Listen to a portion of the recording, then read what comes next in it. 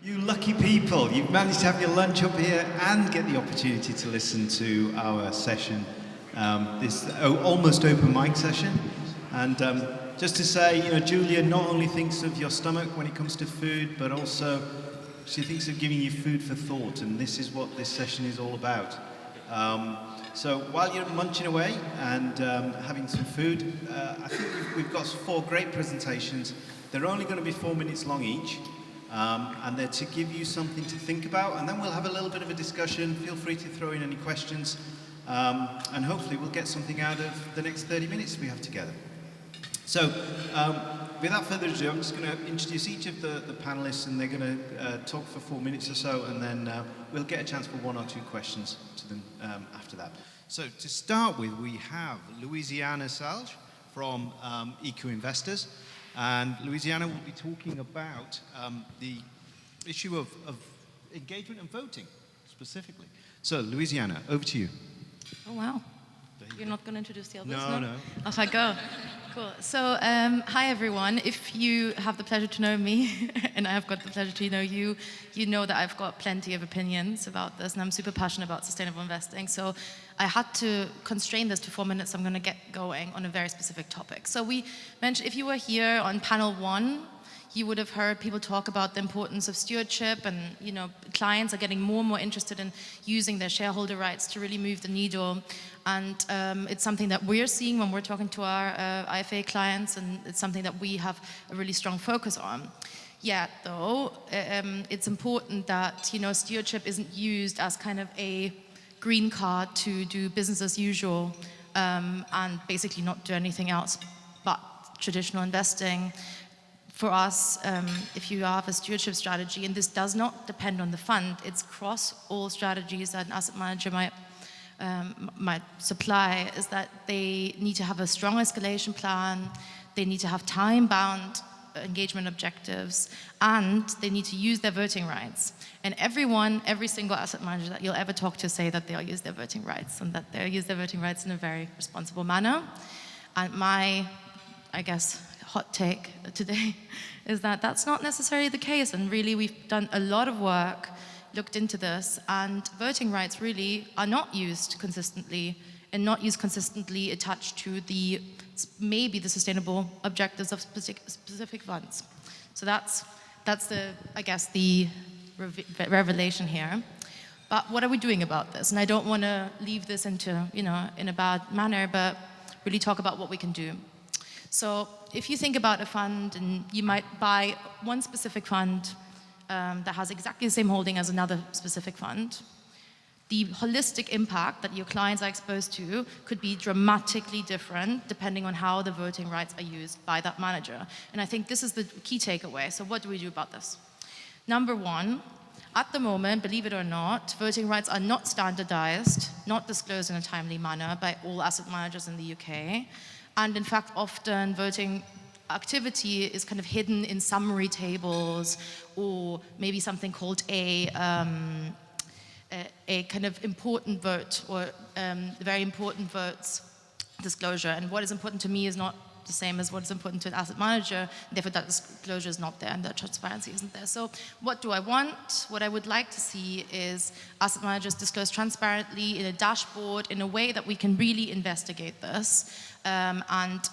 This is not currently standardized, and this is my ask from the industry, so that we can really cross-compare between different funds and how they're using their voting rights and whether they're in line with their policies. The second thing that we'd like to ask from voting managers to really use the leverage that shareholder power has to the greatest extent is to pre-disclose voting intention before they are made. Why is this so important? Well, first of all, there's something called kind of, there's a risk that people consider people acting in concert when they all agree to vote against a specific company on a specific resolution. Pre-disclosing voting intention helps collaboration, so different asset managers might do that extra step and actually go and vote against it because they're not alone. And it also bridges that gap of them not acting in concert because it's public. So that's my second. And I have 20 seconds left. And my third is that asset managers start to use very boring votes to express parts of an escalation strategy. So what do I mean by this? You might have heard things about shareholder voting out there, but they are far and few between, and they're really actually shareholder resolutions are often focused on the biggest companies out there. They're not really used as a common tool by asset managers. So what do I want? I would like to see asset managers use AGMs, annual general meetings, as a way to interact with the board. So I would like them to go and interact with the board more. Me and a couple of the EQ team did this year for the first time, which is great. I would love, sorry, I'm just finishing my last sentence. And secondly, I think there's a great opportunity to use very boring votes like re-election of board members or, filing of remuneration reports to express a weakness that you see that isn't changing in a company's E, S, and G impact. So that's me. Thank you. Excellent. Anybody got a quick question for Louisiana on voting rights? Any things that what she said has raised with you? Far away, we can hear you from here. Thank you so much. Voting specifically is probably easier for a lot of active houses. Do you have any views on what passive houses can do? Yes. If you look into this, which is what we've done, and this is what I'm basing this on, a massive research project that we've undertaken, is that most voting is done cross-company. So it is some houses vote on fund specific, and that's fine, that's their choice, but mostly it's cross-company. So actually, when you're analyzing voting rights, it actually doesn't really matter whether you're analyzing the voting attached to the holdings in the active fund or the holdings attached to a passive fund. Both of them can be ambitious. So there's asset managers that I'm not going to name names today because I don't feel like it. No. There's passive managers, or predominantly passive managers that are at the top of voting pro climate and climate and social resolutions, and some that are at the bottom, and the same with active. So there actually isn't a pattern. So. Brilliant. Thank you very much, Louisiana. Right, this is going to be fast moving. So I'm now going to move on to Rowan. Rowan Stone is a partner at Virtue Invest, a responsible investor network, and Rowan's going to talk to us about collaborative engagement today. So, Rowan, over to you. Yes. So just to introduce myself, my name's Rowan. I'm a partner at Virtue Invest, as Suresh said. We're a responsible investor network aimed at DFMs in the wealth management space. Our two wonderful co-founders set it up in 2020 when they found there was a real sort of lack of dialogue between our firms. Louisiana and Tom are actually both members. And what we do is we try to work together to find best practice in our industry and help drive that sustainable change. And then we take the kind of consensus and feedback from the group, and we work with people like the FCA, ESG Accord, UK SIF, who are here today, to try and help drive that change together. And I think that is a really incredibly important thing. And what's so important about it is that we're not just working in isolation. We're talking to asset managers, we're talking to financial planners and advisors, and we're really making sure that what we are determining is what we think as best practice works for them as well. Because there is no point in Louisiana, Tom and I all agreeing that something may be the best way of doing it, and then Seb comes and says, well, you've not considered my client's sustainable financial planning considerations. This doesn't work for me. And when Julia asked us to speak today, she said, can you think of something that you would like to see change in the industry? And what I'd really like to see is more sort of cross-business collaboration in our industry, and particularly advisors coming and speaking to the firms that you already work with, and coming and speaking to these sort of engagement groups that are available, and really trying to work together so we can help provide your clients ultimately with the sustainable outcomes that we all want to deliver. But yeah, I talked a lot more slowly than you. That's perfect, thank you. Any questions for Rowan on the Virtue Invest network? I mean, the first thing that jumps into my mind is, how do you get involved in that? Because I'm an asset manager, how would I get involved in that? Can I be involved? And what about individuals? So we welcome any kind of individuals and firms who are DFMs in the wealth manager space to our in-person events. We do try to keep that towards those investment managers, so it can be a safe space for them to speak. But then we will, as I said, take the group consensus, go and speak to different asset managers, go and speak to different advisor firms, and see if what we're saying works for those groups as well. So I'd really encourage everyone to speak to both the sort of asset management firms, the investment management firms, and the advisor firms that you're already working with, and feed back to them and say, look, I'm not getting this, or I'm struggling with this challenge. How are you dealing with it? And I think you'll find most people are really keen to help and ultimately try and find a solution together.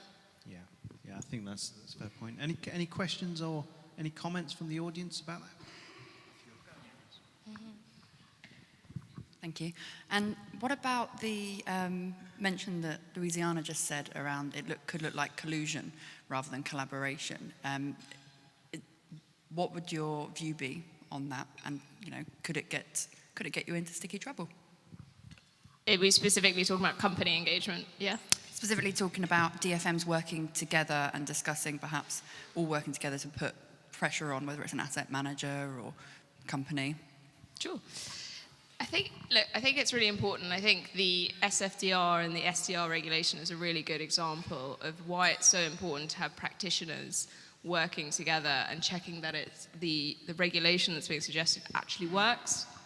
With SFDR, we've seen it, I think someone said it's changing every sort of 6 months, and I really hope we don't see that with SDR.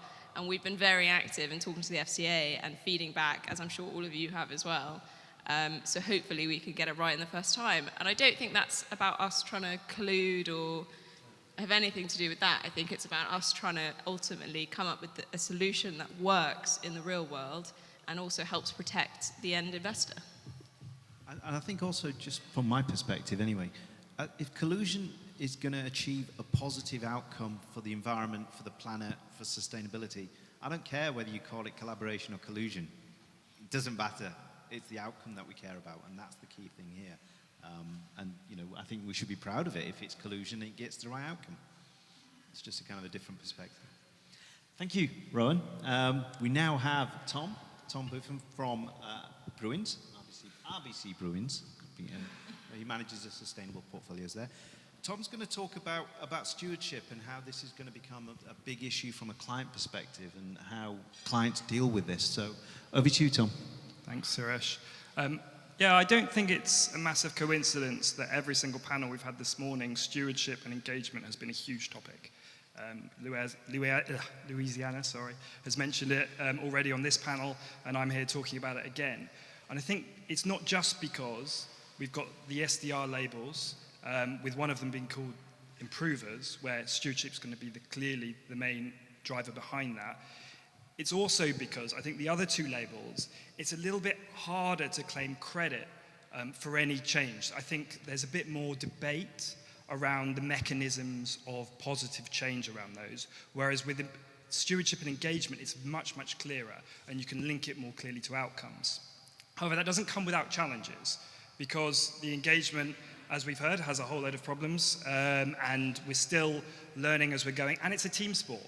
I mean, we're all working in the financial industry, and actually we're used to being measured on performance, which is a bit like a running race. The first person across the line wins, and you've all got a time or a number or a score attached to that. Actually, engagement, as we're finding out today, is about working together, and there is no single winner. We're all trying to pull together in the same direction. We're all on the same team.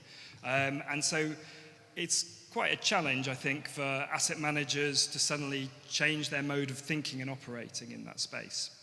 But I wanted to come on to how it's going to be evolving.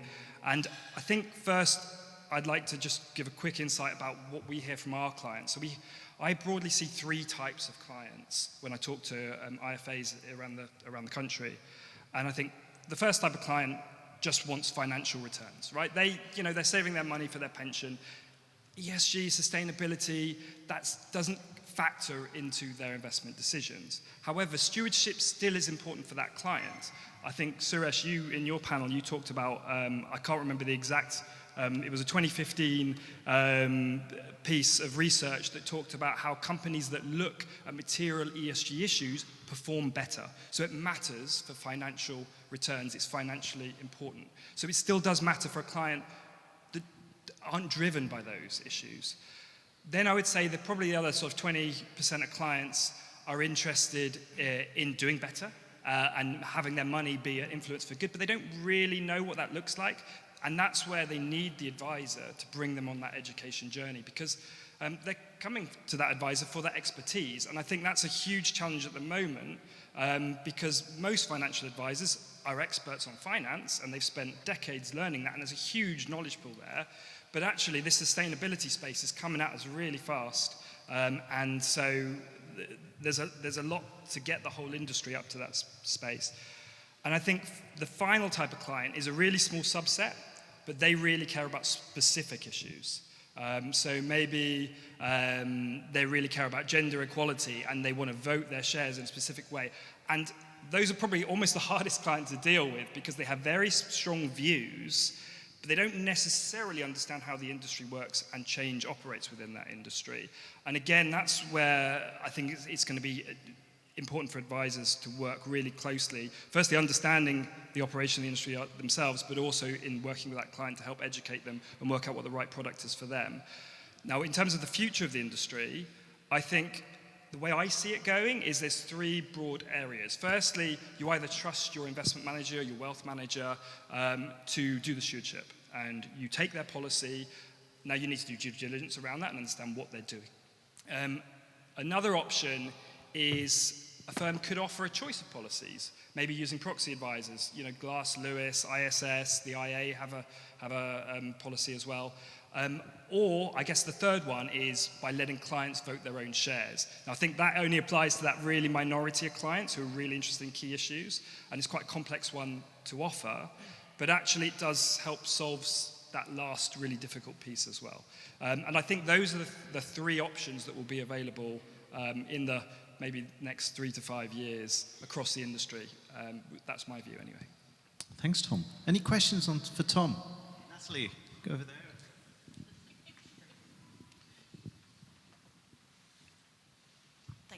Thanks, Tom. You mentioned that this is a team sport, collaborative engagement is a team sport. There are no winners. Is there a risk that, therefore, for some companies, the bar is set too low? And for example, they want to push for something, but because the rest of the industry is just going for these certain measures, they'll just stick with that and therefore might be doing a disservice to their clients? So do you mean the underlying company, the bar set too low for them, or for asset managers? For the asset managers. Well, I'd like to think that that's what this is all about, is making that bar hard. Because I think right now, the bar is a bit too low. That's why we're getting more regulation, more scrutiny. And I think transparency and, people disclosing votes, I mean, all the things Louisiana was talking about very much will help raise that bar, because when you can suddenly see inside an asset manager and what they're really doing, that's when you can make an assessment and more of a judgment. Because at the moment, it's really challenging. The only way we can get that information and that judgment is through face-to-face interviews. And normally it's not even with just the investment team, it's also with the stewardship team and with the sustainability teams. So you have to do a lot of extra work at the moment. Yeah. Great answer, absolutely 100% agree. It's about raising the bar, not allowing people to get away with low bars. Okay, final presentation today. We have Seb. Seb's from Switchfoot Wealth, and Seb's going to talk about the kind of sustainable financial planning. So going right down to the IFA level and the client level. So Seb, over to you. Thank you, Suresh. Yes, so before the money ever gets near any of the DFMs or the asset managers, your clients come in and sit down, and we ask some really basic questions, don't we? What age do you want to retire? What do you want your retirement to look like? How much money are you going to need for that? And we paint a picture and we tell a story to our clients. And one of the main tools we've got for that is our financial plan. And a financial plan is a snapshot of their current circumstances, income, expenditure, assets, liabilities, projected into the future using a set of reasoned and reasonable assumptions, taking account of known changes in the circumstances of the client's life. But there is potentially a problem with that concept of a reasonable assumption in the face of climate breakdown. And it's really basic. Let's take longevity. That's going to change whether we're in a high emission scenario versus a very low emission scenario.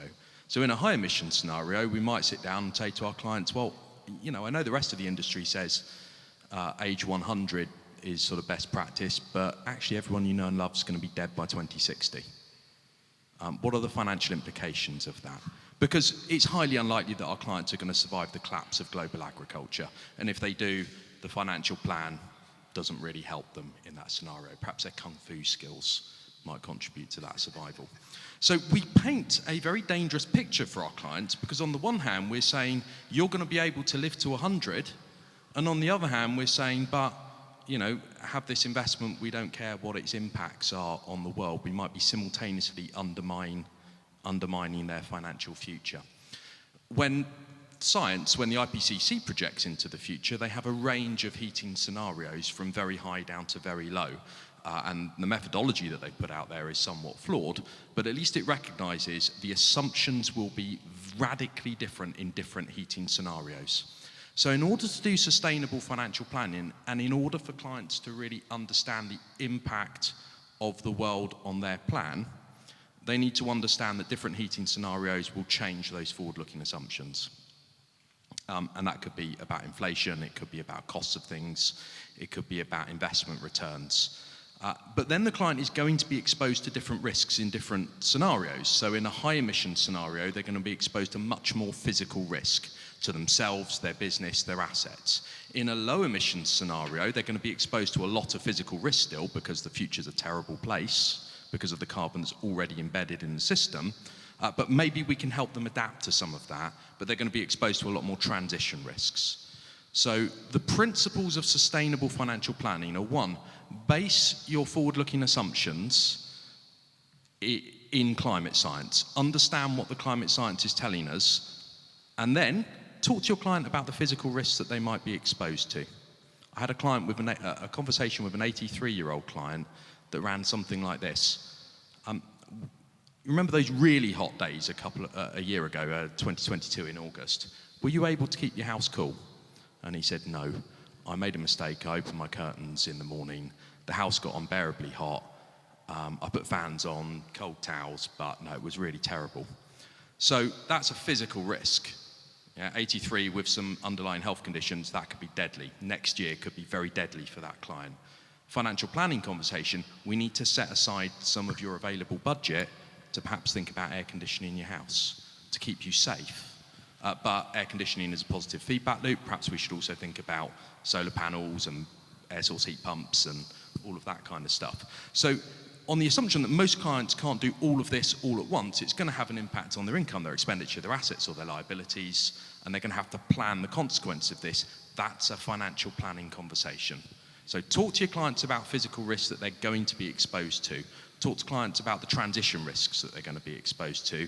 And then, final point, make sure that the investment solution that you recommend aligns with a future climate scenario that the client deems acceptable. If they understand that it's not okay to live in a world that's too hot, then it should not be suitable to invest for a world that's too hot. So it goes to the core of suitability. Excellent. Thank you, Seb. Questions for Seb?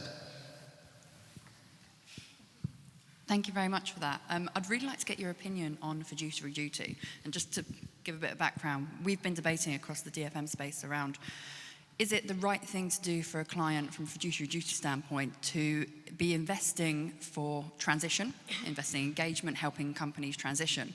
But at what point will it be too late that the best thing from a fiduciary duty is divest because they shouldn't be exposed to that risk? So where do we help them change the world almost, and when can't we? So fiduciary duty, the law says you must take into account relevant, materially, financially relevant factors. And I would suggest that for 90% of the advice that's going on out there, we are not taking into account physical or transition risks. The actuaries, we've got a session later from the actuaries, have suggested a change in that wording. It is quite clear now there's no place to hide. Climate risk is investment risk. If you are ignoring climate risk in your process, then you're in breach of fiduciary duty. And I know of law firms that are preparing to put test cases on that basis. So what's the right answer? When do you sell out? That's your call. The law doesn't say you must sell out by a certain time, but the law does say you must take climate risk into account. Otherwise, it's a breach of fiduciary responsibility. Thanks a lot, Seb. I know we've run out of time, I think, Julia.